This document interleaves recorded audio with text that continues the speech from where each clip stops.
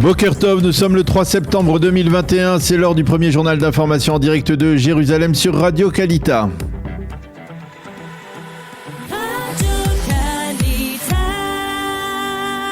Radio J, le journal en direct de nos studios de Jérusalem. Et oui, nous retrouvons Daniel Haïk à Jérusalem. Bonjour Daniel. Et ce matin, une fois de plus, les Syriens font état de bombardements imputés à Israël contre des cibles syriennes. Oui, Boker Tov Ilana, selon l'agence de presse syrienne, des forces de Tsahal ont frappé le territoire syrien à partir du Liban apparemment, et plus exactement à partir de l'est de Beyrouth. Il s'agirait d'une attaque de missiles israéliens contre certaines banlieues de Damas où des milices pro-iraniennes produisent impunément des armes qu'ils dirigeront ensuite apparemment vers Israël. Et toujours selon les Syriens, les batteries de missiles antimissiles syriennes auraient intercepté la plupart de ces missiles. Un sommet remarqué par ailleurs hier après-midi au Caire entre le président Abdel Fattah al-Sisi, le président égyptien, le président de l'autorité palestinienne Mahmoud Abbas et le roi de Jordanie Abdallah. Oui, un sommet qui s'est tenu dans le cadre de pressions qui sont de plus en plus nettes exercées par l'administration Biden en vue de relancer le processus de paix israélo-palestinien. Au cours de leur rencontre, les trois leaders ont évoqué le dossier d'une solution à deux États et ont réaffirmé le droit des Palestiniens à disposer de leur État souverain avec Jérusalem-Est comme capitale. Et puis sur la scène politique, Daniel, la Knesset a voté hier soir en première lecture le budget de l'État 2021-2022 et c'est un développement encourageant.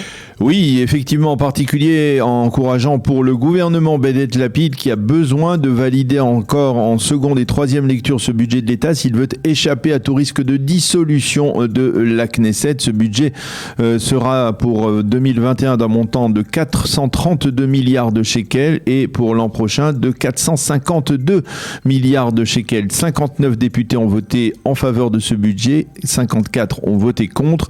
Auparavant, la Knesset avait également voté en première lecture la loi sur les réformes que le gouvernement entend entreprendre au cours des prochaines années.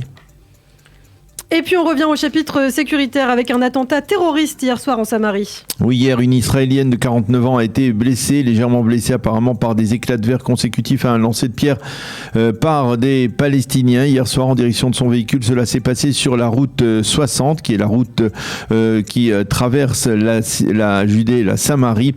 Les lanceurs de pierre n'ont pas été arrêtés. C'est l'occasion de souligner que ces jets de pierre sont fréquents sur les routes de Judée et de Samarie, même si la presse ne s'en fait pas toujours l'écho. Et puis à Gaza, des manifestations nocturnes se poursuivaient hier soir. Oui, effectivement, selon des sources palestiniennes à Gaza, un Palestinien aurait été tué lors de manifestations anti-israéliennes le long de la barrière de sécurité. Le Palestinien aurait été tué par des soldats de Tsahal qui sont déployés donc sur cette barrière. Plus d'un millier de personnes ont participé hier à ces manifestations de protestation pour la 5e soirée consécutive.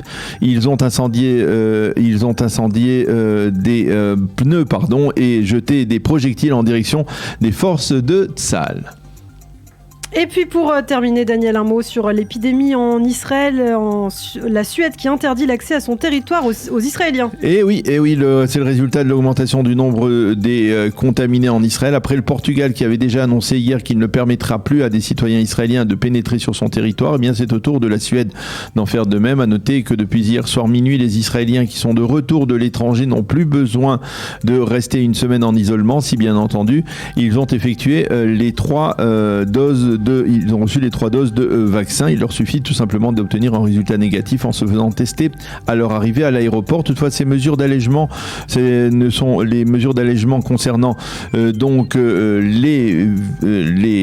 ces tests à l'aéroport ne sont pas valables pour les Israéliens de retour de plusieurs pays comme la Turquie, le Mexique, le Brésil et Mexico. Voilà, comme je vous le disais.